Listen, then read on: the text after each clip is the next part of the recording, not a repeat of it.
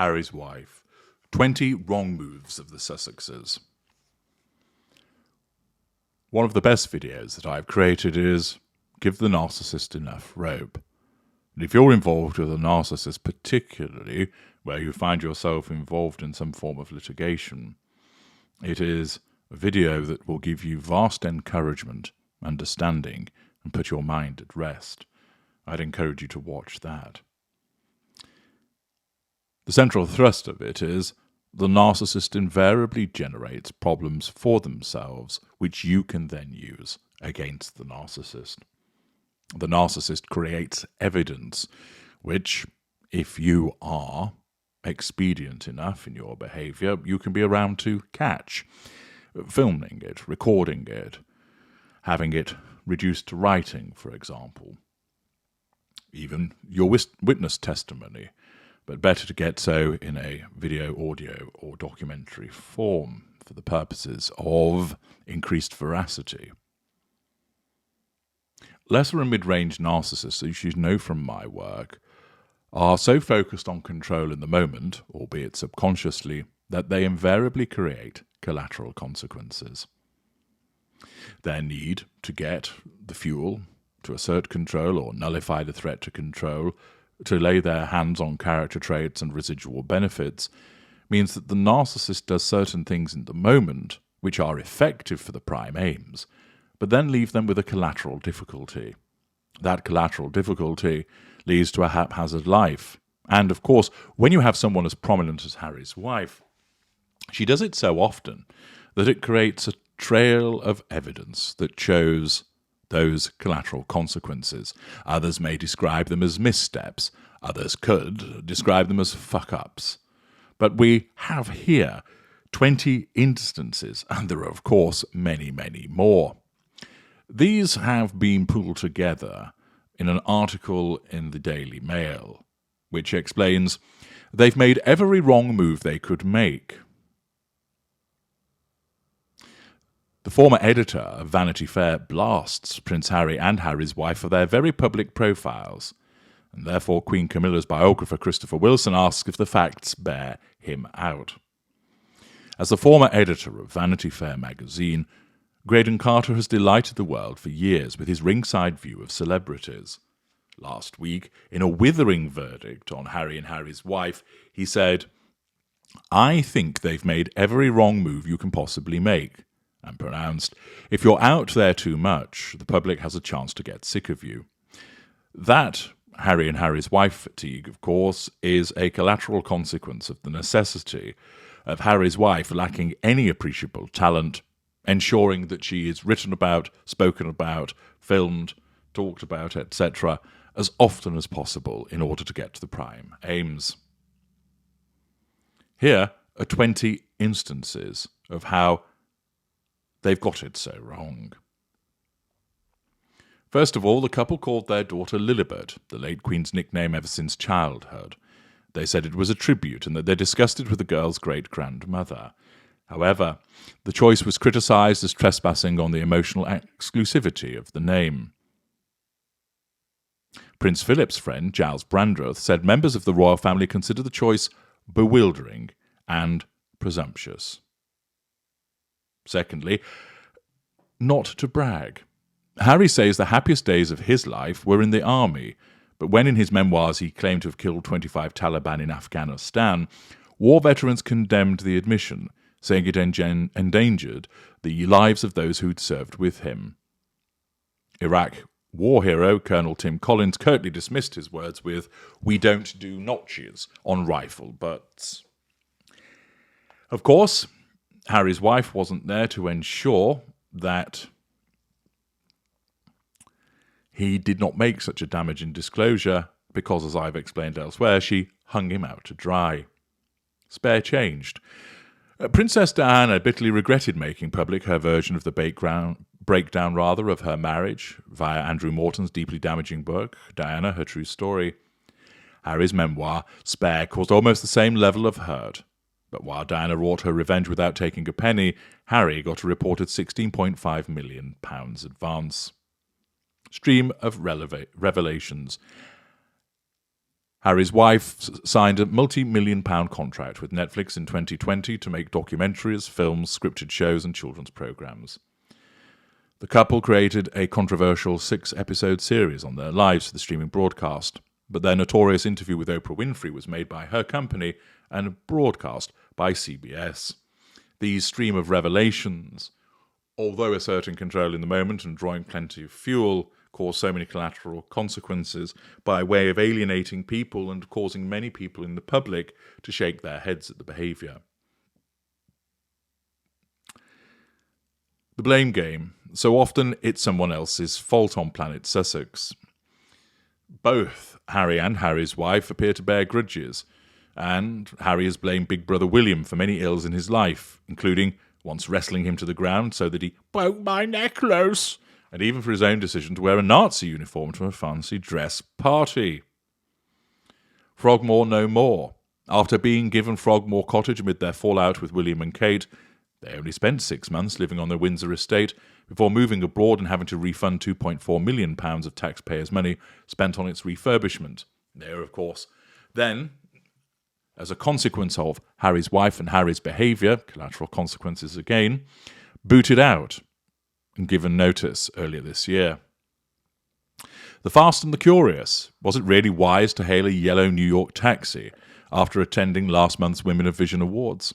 It led to a supposed high-speed chase, which was then compared, of course, to Diana, Princess of Wales' last journey, and made headlines just week before Harry gave evidence against the press about privacy.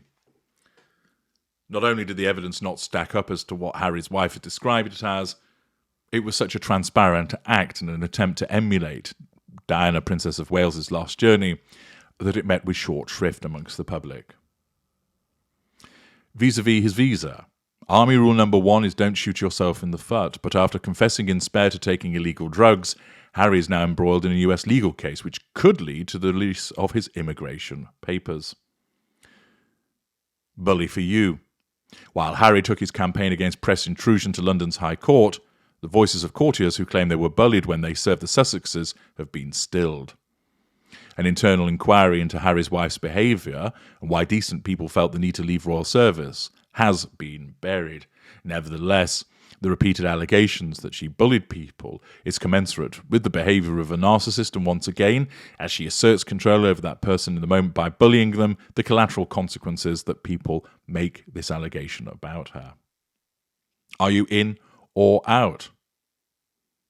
The Sussexes still haven't made their mind up whether they're royal or not. For Harry, his perfunctory attendance at his father's coronation suggested he's still hedging his bets.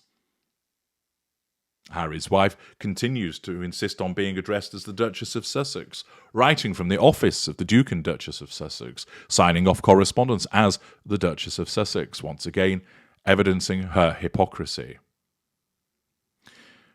Misplaced anger. Harry continues to blame the press for his mother's death and has piled it on thick, doubtless encouraged by his wife as part of the victim mentality. As the French courts decided, Diana got into a car driven by a drunken man and lost her life because she wasn't wearing a seatbelt. Soap opera. After he abdicated, King Edward VIII also made money by selling his life story. But once his tale was told, there was nothing left to sell. Now, Harry's wife makes the same discovery, that bearing her soul only cheapens her image. Playing the race card. In the Oprah interview, the couple claimed they had experienced racism within the royal family, something denied by senior royals. Repeatedly, Harry's wife plays the race card, but more and more people are rejecting it. Jet, set, go. Last year, Harry told the United Nations that climate change was wreaking havoc on our planet, but since then both he and his wife have regularly utilised private jets, which of course is not a green form of transport. In Pod We Trust, the couple signed a Spotify deal in 2020 for 3 years of podcasts. A dozen shitty episodes were aired last autumn by Harry's wife, but there's been nothing since. This, of course, shows the sense of entitlement of Harry's wife to trouser the money, but then can't be bothered to do anything in return. And also, In a video that will come out later today, you'll see how the creation of this material is being contested. Spotify's boss admitted that he got carried away spending money on talent. Well, he certainly didn't spend it on any talent when it came to Harry's wife. Labour pains. The birth of their son Archie in May 2019 was an important historic moment, but the couple were accused of deliberately misleading the public by saying Harry's wife had gone into labour when she was already home with her new baby. Revision of history. Relatively isolated. Graydon Carter stated, Harry and Harry's wife have done something they'll live to regret. Their children have no relatives. That shows an absence of emotional empathy for the children by alienating them from their relatives on both sides of the family. They have never seen their maternal grandfather, Thomas Markle, while the broken relationship with William means there's scant contact with their cousins, George, Charlotte, Louis, and the other cousins also. Loose tongs. Spare a thought for digger driver Sasha Walpole, who out of the blue became one of the world's most talked about women after Harry boasted that he lost his virginity, aged 16, to an older woman in a cowfield behind a pub. The mother of two might have preferred those details of their tryst to be kept private. Wicked whispers. In his memoirs, Harry calls Queen Camilla a wicked stepmother, again undoubtedly encouraged and not restrained by Harry's wife. Pick up a penguin. Harry's deal with Penguin, worth upwards of £22 million, requires him to produce at least one more book, and soon. What is there left to say, having trashed his family? A lifestyle manual on how to chill out in California?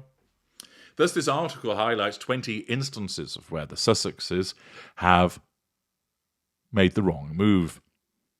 This is demonstrably driven by Harry's wife's narcissism to assert control, either by doing certain things or failing to advise and restrain Harry appropriately, which ordinarily would occur if she had any emotional empathy for her husband.